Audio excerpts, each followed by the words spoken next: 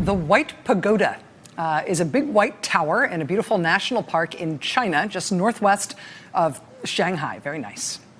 3 years ago, 2016, the Chinese government announced plans to build a smaller duplicate of the White Pagoda here in the United States, in a new Chinese garden at the National Arboretum in Washington, D.C. And right away after they made that announcement, people started to kind of freak out about the possibility of a new Chinese White Pagoda in downtown Washington, D.C. This is how the Wall Street Journal explained it. Quote, "The project was deemed a national security risk because it included a 70-foot tall white tower that could potentially be used for surveillance." Quote, "The garden was planned on one of the higher patches of land near downtown Washington, less than 5 miles from both the Capitol and the White House."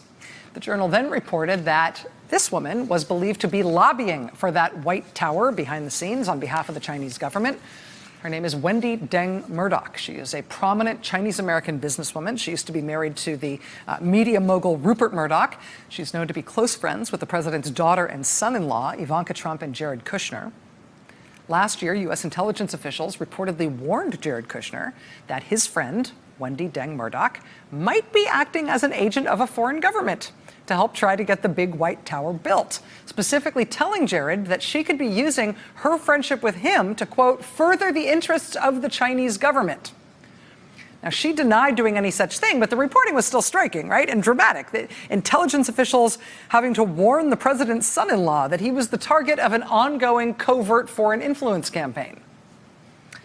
Around the same time, there was other public reporting that U.S. intelligence agencies had started picking up intercepts from foreign countries in which they could hear foreign officials talking about ways they could try to manipulate Jared Kushner, taking advantage of his business interests and his lack of experience to influence U.S. policy on behalf of other countries. Reportedly, the FBI sent a top agent to warn Jared Kushner that he was a top target for ongoing foreign influence operations. The real problems for Mr. Kushner began when he applied for his security clearance to work in the White House as a senior advisor. When he applied for a security clearance, he failed to report, for example, his meeting with the Russian ambassador and a Russian banker and more than 100 other foreign contacts. Jared Kushner had to revise his security clearance application a whole bunch of times before he finally got it anywhere near right.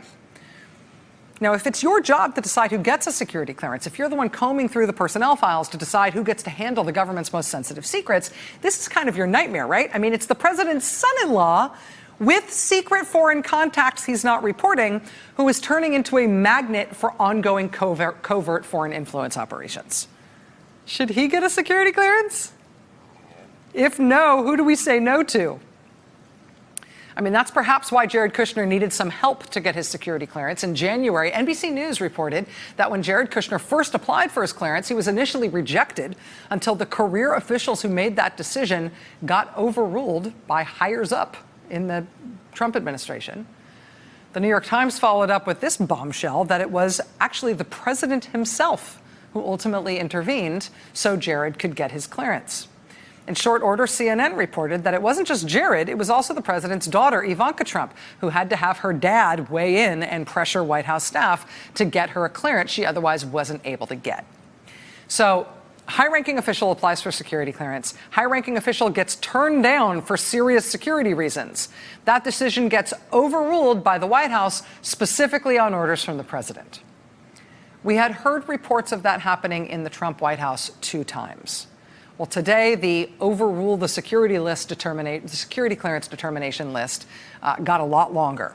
The Democratic chairman of the Oversight Committee, Elijah Cummings, has sent this letter to the White House in which he says an employee at the White House, a veteran employee who works in the security clearance office, has now told his committee that security clearance applications were, quote, not always adjudicated in the best interest of national security. She is reporting what Congressman Cummings calls, quote, grave and continuing failures when it comes to the security clearance process in this administration. Cummings says this whistleblower kept a list of all the times the career staff rulings about who could safely hold a security clearance got overturned by the Trump White House. Quote, her list eventually grew to 25 officials, including 2 current senior White House officials, as well as contractors and individuals throughout different components of the executive office of the president. According to the whistleblower, these individuals had a wide range of serious disqualifying issues involving foreign influence, conflicts of interest, concerning personal conduct, financial problems, drug use, and criminal conduct. Other than that, it's a totally normal White House. But now Democrats say they want that list. They want that list of 25 people who were turned down by career staff for their security clearances because of stuff like that, who the White House, the Trump White House, nevertheless intervened to ensure they got their clearances anyway. A key member of the Oversight Committee joins us next. Stay with us.